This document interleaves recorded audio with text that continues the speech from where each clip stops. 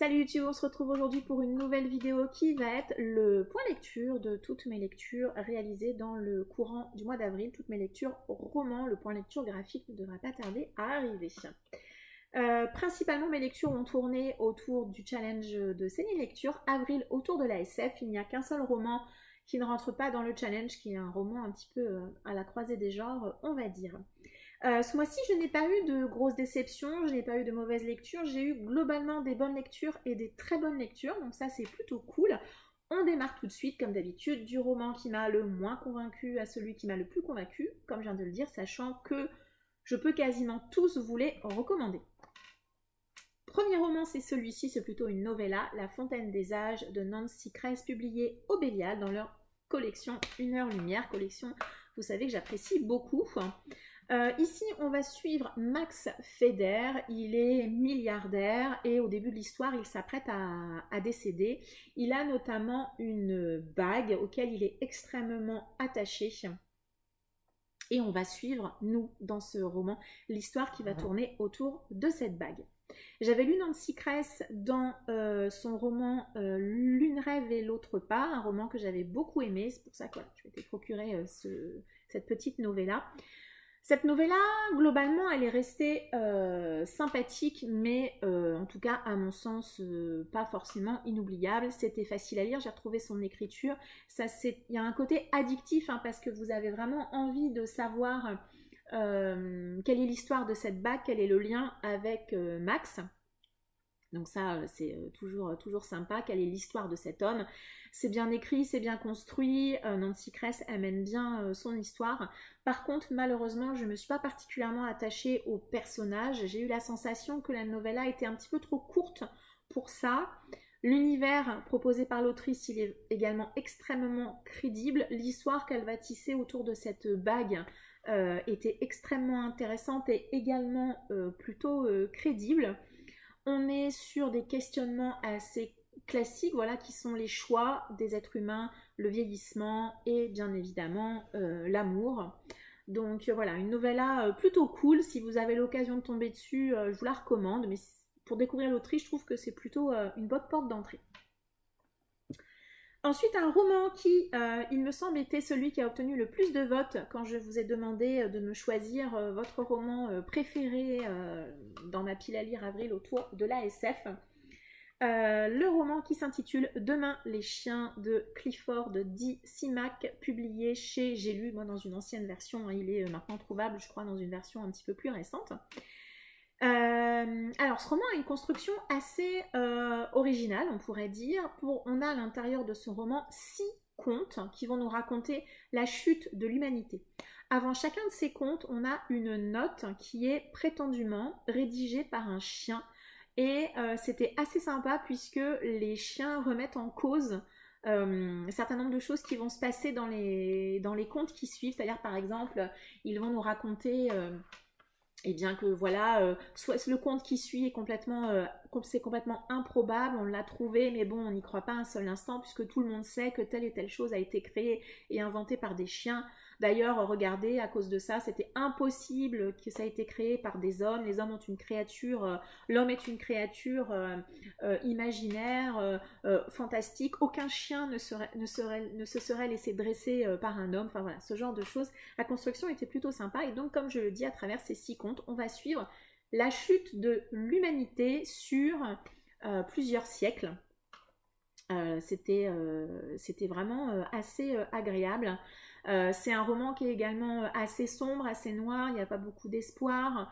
Roman plutôt également très accessible, hein, publié en 1952, ça s'est lu très facilement. Je trouve qu'il n'y a pas de lourdeur dans l'écriture. On a également une thématique intéressante sur le rapport entre la cité et la fin de l'humanité, la fin des hommes. D'ailleurs, le roman en VO s'intitule The City, la ville, sur le besoin de l'être humain de sociabilisation, de contact les uns avec les autres, et finalement ce qui va aussi entraîner notre perte et notre chute. J'ai beaucoup aimé les notes hein, avec les chiens qui illustrent, qui donnent un éclairage sur chacun des contes qui va suivre. Sur le premier conte et ensuite le deuxième, vous allez peut-être avoir l'impression qu'il n'y a pas de lien. Et puis vous allez voir au fur et à mesure des contes, on a un espèce de fil conducteur comme ça qui lie l'ensemble des contes les uns aux autres. C'est assez fin, plutôt bien fait. Et voilà, moi j'ai passé un très bon moment. Et si j'ai l'occasion de relire cet auteur, eh bien je le ferai avec grand plaisir. Là comme ça, je ne crois pas avoir d'autres titres dans ma palle, même dans ma wishlist, mais bon, pourquoi pas, ça pourrait venir. Ensuite, je vais vous parler de Chien de guerre de Adrian Tchaïkovski, publié chez Folio SF, également un roman de science-fiction. Dans ce roman, on est dans un texte un peu d'anticipation où l'être humain a créé des biomorphes. Les biomorphes, ce sont des animaux transformés, principalement des chiens, mais pas que. Hein. Beaucoup d'animaux sont modifiés pour servir l'homme. Et là, en l'occurrence dans ce texte, pour remplacer l'homme, bien pour aller combattre. Ils utilisent les qualités des différents animaux pour réaliser, on pourrait dire, des tueries de masse, hein, pour faire plier des peuples qui ne veulent pas obéir, par exemple. Donc voilà, ils sont utilisés d'une manière assez atroce. On suit principalement 4 personnages. Rex, le chien, qui va être notre fil conducteur principal. Abeille, une ours, et puis un animal qui est entre le lézard et le caméléon, je dirais. Donc on suit principalement Rex, qui est un personnage que j'ai trouvé d'ailleurs comme les autres biomorphes très attachant, puisque à nouveau on va retrouver une thématique assez classique, tout ce qui est lié à l'éthique, à l'utilisation de l'évolution scientifique, à ce que l'homme est capable de faire pour atteindre un objectif extrêmement personnel, comment on peut soumettre comme ça des animaux à notre propre volonté. Ils n'ont rien demandé à nouveau, et là ils se retrouvent à subir des expériences, des choses assez atroces pour notre bon vouloir, notre bonne volonté. C'était assez touchant de voir ces animaux qui essaient d'évoluer, et d'ailleurs l'évolution de Rex hein, tout au long, qui au début est un animal complètement soumis, à qui on a implanté des règles de maître, etc. et qui finalement au fur et à mesure du temps va réussir à évoluer et à se poser des questions. On va voir l'intelligence émerger entre guillemets, hein, l'intellect qui va se développer. C'était assez intéressant et assez touchant. Mon seul petit bémol sera sur quelques scènes de guerre. Je ne suis pas particulièrement friande des univers militaires, et c'est vrai que là on a plusieurs chapitres hein, qui tournent autour de ça. Moi c'est pas forcément ce que je préfère lire, donc ces parties-là m'ont forcément moins intéressée. Mais c'était plutôt original, intéressant, et voilà, moi je vous le recommande également. Au début j'avais un peu peur, parce que je ne sais pas pourquoi j'avais la sensation qu'Adrian Tchaïkovski avait écrit précédemment plutôt de la hard SF, donc j'appréhendais un peu. Et puis en fait pas du tout, hein, c'est hyper fluide, ça se lit vraiment super bien, donc voilà, je le retenterai dans d'autres titres, je pense. Tout autre chose, tout en restant en science-fiction, j'ai lu et j'ai beaucoup aimé La Loi du désert de Frank Ferrick. C'est une intégrale que les éditions Critiques m'avaient envoyée. C'est donc un service presse et je les en remercie. Donc ce roman est constitué de 2 tomes compagnons, qui se déroulent dans un univers post-apocalyptique. Un univers qui m'a beaucoup fait penser à Mad Max pour le côté désertique, le côté survie, le côté petite ville comme ça qui sont isolées, et puis c'est principalement pour ce côté désertique, et puis aussi pour le côté mécanique. En fait on va beaucoup parler de voitures, de choses comme ça, donc ça m'a vraiment fait penser à Mad Max. Même la couve hein, fait clairement penser à Mad Max. On est ici dans un univers qui se situe à mon sens en Amérique du Sud. On n'aura jamais vraiment on ne saura jamais vraiment dans quel lieu on est, si ce n'est que les lieux qui sont évoqués ici sont tous des lieux à consonance hispanique.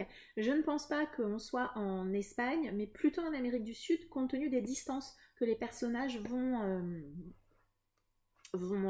parcourir. Ouais, je pense qu'on est plutôt en Amérique du Sud. Dans le premier tome, on va faire la rencontre de Mathiane et Raoul. Mathiane, c'est le frère aîné, il réalise actuellement son service militaire et il combat des blafards. Les blafards, ce sont des créatures qui m'ont beaucoup fait penser aux humains modifiés qu'on a dans Mad Max. Raoul, il a 2 ans de moins que Mathias, non, pas 2 ans de moins, mais dans 2 ans, il devra lui également aller réaliser son service militaire. Il n'est pas du tout chaud pour aller se battre, hein, parce que vous vous doutez bien que beaucoup partent, il n'y a pas forcément beaucoup qui reviennent, il y en a beaucoup qui décèdent malheureusement. Et Raoul, voilà, il va lui arriver une catastrophe. Mathiane va tout quitter et va partir à la recherche de son frère. Il va essayer de le retrouver. Et on va partir dans ce premier temps dans un espèce de road movie comme ça à travers le désert. Avec des scènes qui sont parfois très dures, un univers post-apocalyptique assez triste, pas beaucoup d'espoir, et on va suivre l'évolution de Mathiane et de Raoul, hein, puisque dans ce premier tome, on va être en alternance de point de vue. J'ai beaucoup aimé ce premier tome, c'est vraiment celui que j'ai préféré. Je les ai trouvés très attachants, ces deux frères, à la fois dans leur évolution, dans leur choix de vie.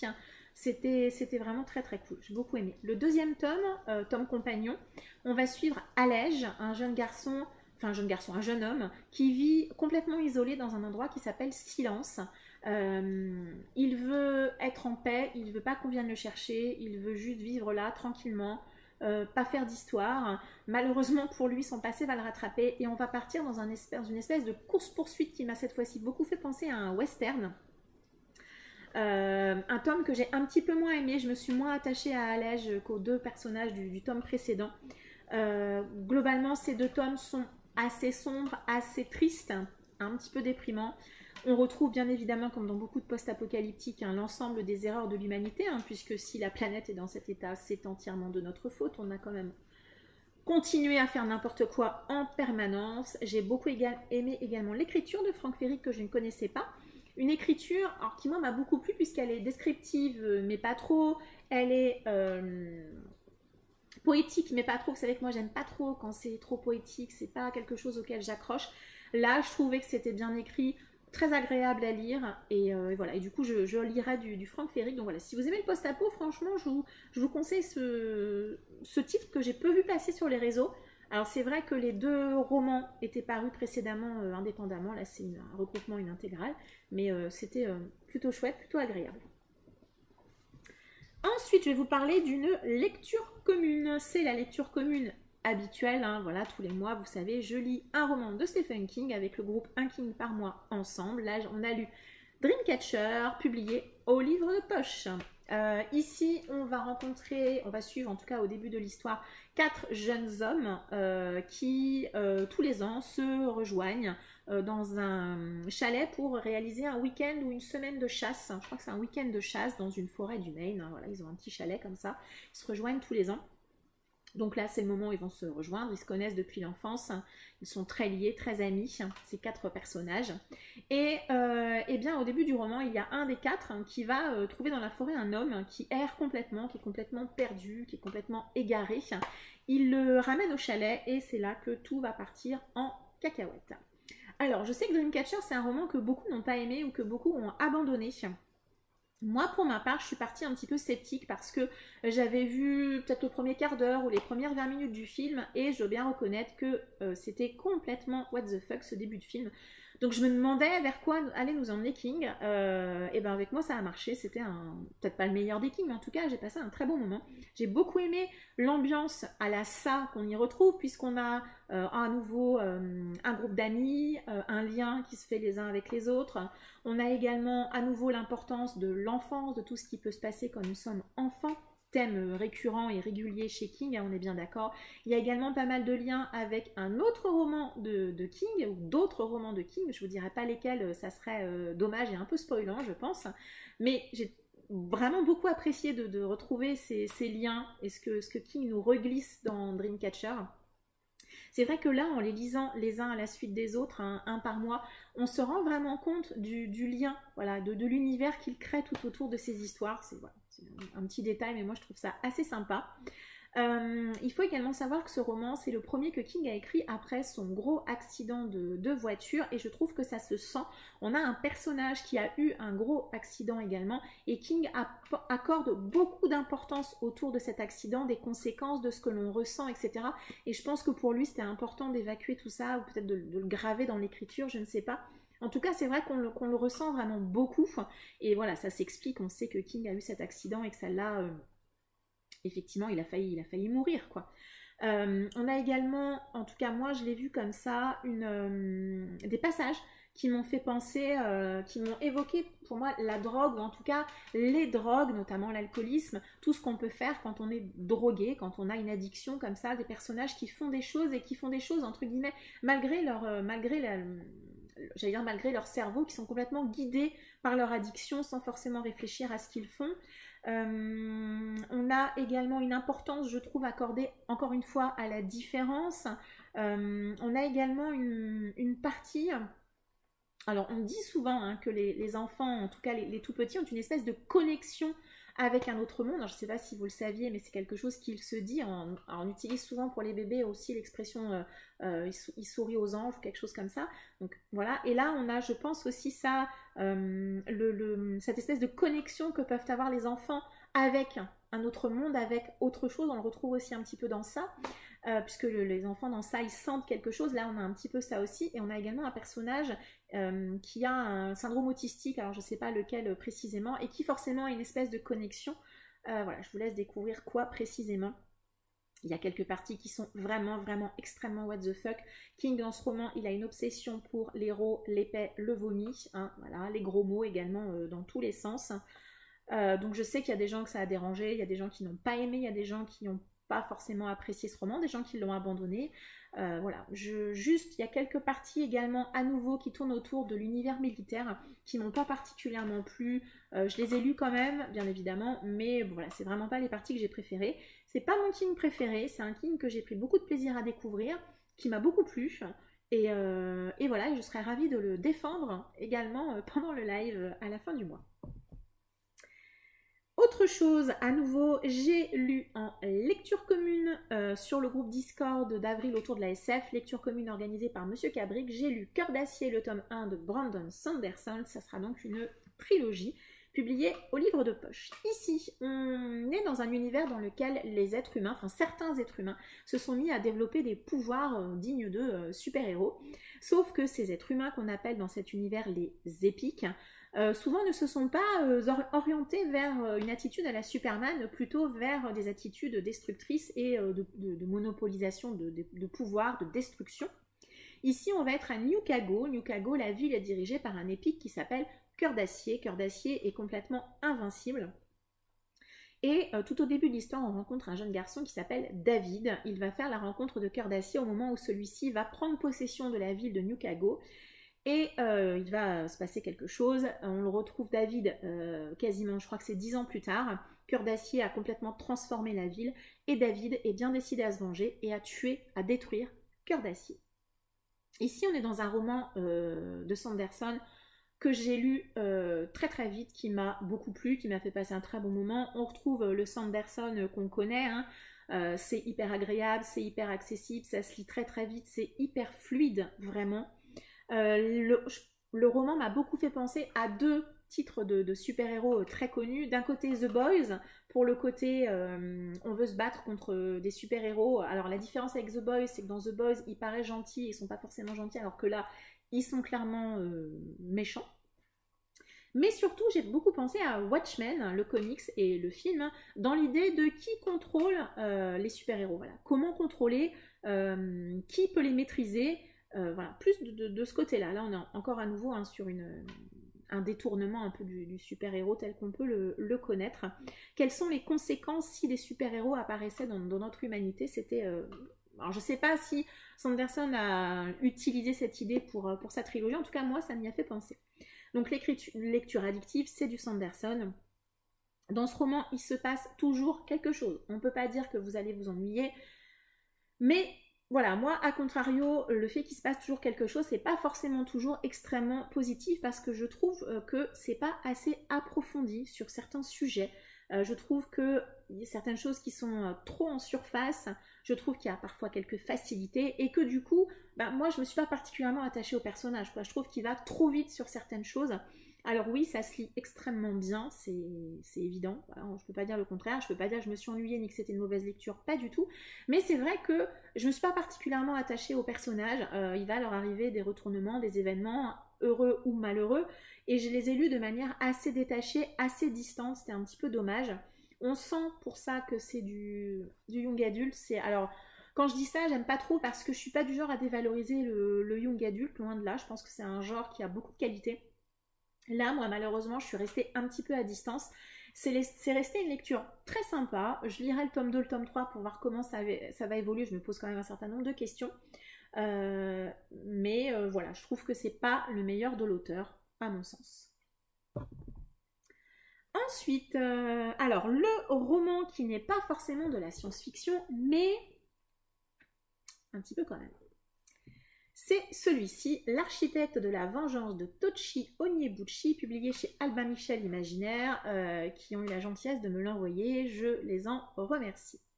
Ici, on va rencontrer deux jeunes enfants, une jeune fille dont j'ai oublié le prénom et son frère, Kevin. Comment elle s'appelle? Ça commence bien. J'ai déjà oublié le nom du personnage principal féminin. Bah tant pis, je vais faire ça. Donc, cette jeune fille a un pouvoir. Elle a beaucoup de pouvoir et on va suivre donc elle qui va évoluer aux États-Unis, qui va voir le monde évoluer, qui va voir comment les Noirs sont traités aux États-Unis, et puis son frère, Kevin, qui lui n'a pas de pouvoir. Et on va suivre leur histoire. Alors c'est un roman assez court, mais on les suit vraiment sur une période assez longue. J'ai beaucoup aimé ce roman, vraiment. Le style de l'auteur, il est extrêmement incisif, extrêmement impactant sur les thématiques qui sont évoquées. Alors, je vous dis, pour moi, il est un petit peu à la croisée des genres. Il y a une petite partie, alors peut-être pas science-fiction, peut-être plutôt fantastique par rapport au pouvoir de la demoiselle. Et puis également une partie thriller, roman contemporain, puisqu'on va suivre Kevin, à qui il va arriver un certain nombre de choses et qu'on va également suivre. Moi, je suis quelqu'un d'assez cartésien quand je lis. J'ai un petit peu du mal quand je lis, quand les auteurs, vous savez, nous perdent volontairement. Il y a parfois des moments dans ce roman où je ne savais pas où j'étais et je ne savais même pas parfois quand le chapitre démarrait qui parlait, si c'était elle ou si c'était lui qui parlait. Et là, même si cette astuce est utilisée, je n'ai jamais été perdue. J'ai été vraiment complètement intégrée dans ma lecture, complètement impliquée. J'étais vraiment bien. Il y a également quelques parties qui sont à la limite de l'onirisme, et comme je vous disais tout à l'heure, c'est pas quelque chose que j'apprécie non plus. Mais là, c'est vraiment passé crème. Vraiment, c'était juste à la limite de ce que je peux lire sur les choses un peu oniriques, un peu métaphysiques, un peu intellectuelles. C'était très agréable, très très chouette. On a des thèmes de la société américaine qui sont évoqués ici. Alors société américaine, mais pas que, mais principalement société américaine, puisque l'auteur est américain et noir américain, journaliste noir américain. Des thèmes sociétaux qui sont vraiment très très durs, la place des Noirs aux États-Unis, pas que, le racisme, comment les Noirs sont traités aux États-Unis, notamment par rapport à la police, à la prison. On évoque tous les problèmes raciaux. C'est vraiment, en plus c'est une thématique que je lis pas forcément beaucoup, donc ça m'a beaucoup remué. On a, l'auteur met pas mal de références par rapport à des bavures de la police américaine, alors des références que je n'ai pas forcément, il y en a quelques-unes que je connaissais, mais d'autres que je ne connaissais pas, donc c'est vrai que pour moi ça n'a pas forcément la même résonance que celle, je pense, d'un noir américain aux États-Unis, je pense. C'est un texte qui est vraiment extrêmement impactant, qui est plein de rage, qui est plein de colère, qui est plein d'injustice. Et l'auteur nous retranscrit vraiment très très bien tout ça. C'était très intéressant, très dur par moments, très impactant, très douloureux. À la fin, il y a également des articles qui ont été... Voilà, hop, la deuxième partie, les articles, puisqu'en gros, le roman... s'arrête à la page 148, donc c'est assez court à lire en plus, hein. On a des articles à la fin qui illustrent, qui complètent le propos de l'auteur. C'était révoltant, c'était parfois pas forcément facile à lire, mais c'était vraiment pour moi une excellente lecture. Et voilà, si comme moi vous lisez peu ce genre de sujet, moi je vous le recommande. Après, si vous en avez déjà lu peut-être énormément, peut-être que ça n'aura pas le même impact sur vous, je sais pas, mais en tout cas moi ça m'a beaucoup touchée et j'ai beaucoup aimé ce roman. Et on va terminer par le dernier roman que j'ai lu pendant le mois d'avril. Alors pas un coup de cœur, une très très bonne lecture, mais vous le connaissez, j'en ai déjà beaucoup parlé sur la chaîne, c'est le tome 1 de Red Rising de Pierce Brown, publié chez Hachette, que j'ai donc relu pour ma part avec Monsieur Cabric, voilà, pour avril autour de la SF. Je vous fais vite fait un ultra court résumé. Ici, on rencontre Darrow, un jeune garçon qui est chargé de terraformer la planète Mars. Il est un rouge, qui est la caste la plus basse de la société. Un jour, il va lui arriver un drame et il va se retrouver propulsé, voilà, dans l'ensemble, dans la caste des ors, pour réussir à faire quelque chose que j'ai pas forcément envie de vous raconter. Je préfère que vous découvriez beaucoup de choses. Vraiment, beaucoup de choses, c'est beaucoup plus agréable. Vous savez que Red Rising, c'est une de mes sagas chouchoutes, une de mes trilogies chouchoutes. Ça a été une excellente relecture. J'ai pris beaucoup de plaisir à retrouver Darrow et retrouver l'univers créé par Pierce Brown, un univers qui est extrêmement riche, extrêmement développé. Les personnages ne vous laisseront pas indifférents. Et certains sont très attachants, d'autres sont absolument détestables. Mais à partir du moment où il ne vous laisse pas indifférent, c'est mission gagnée pour l'auteur, je trouve.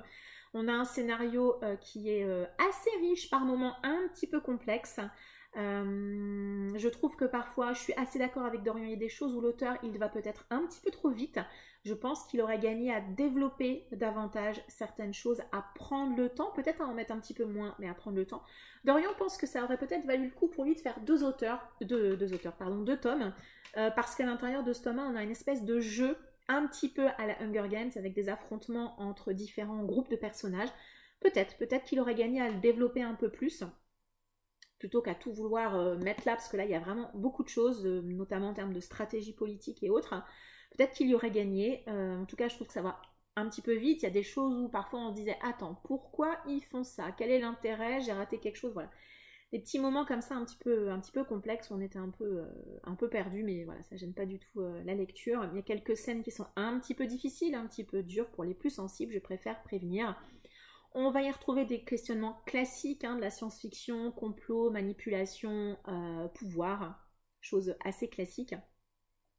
J'espère pouvoir lire le tome 2 cet été. Les tomes 2 et 3, je les ai mis dans ma pile de l'été que vous découvrirez bientôt. J'espère pouvoir les relire cet été. En tout cas, moi j'ai pris beaucoup de plaisir à relire ce tome 1. Voilà, je vous ai déjà dit 10 000 fois, je vous recommande Red Rising. Si vous n'avez pas l'occasion de le découvrir, foncez, c'est une excellente lecture. Il est catégorisé, je crois, en young adulte. Moi je trouve que c'est le genre de roman qui est vraiment à la limite, voilà, la frontière entre les deux, qui pourrait facilement être lu et apprécié et passer sans problème dans des romans plus adultes. Voilà. Mais c'était très très chouette lecture. Je suis ravie de l'avoir relu, redécouvert.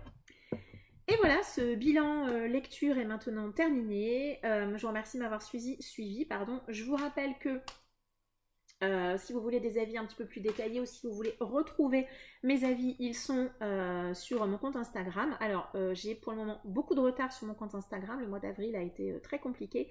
Ça risque d'être aussi assez chargé pour moi jusqu'à malheureusement fin juin.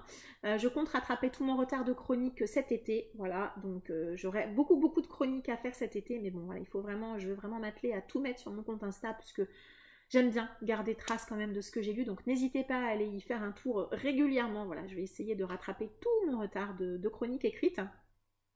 Je vous remercie de m'avoir suivi. N'hésitez pas à m'indiquer en commentaire, enfin à me donner en commentaire votre avis sur les titres que j'ai lus, que vous soyez du même avis que moi ou pas du tout. C'est toujours intéressant d'échanger sur les lectures.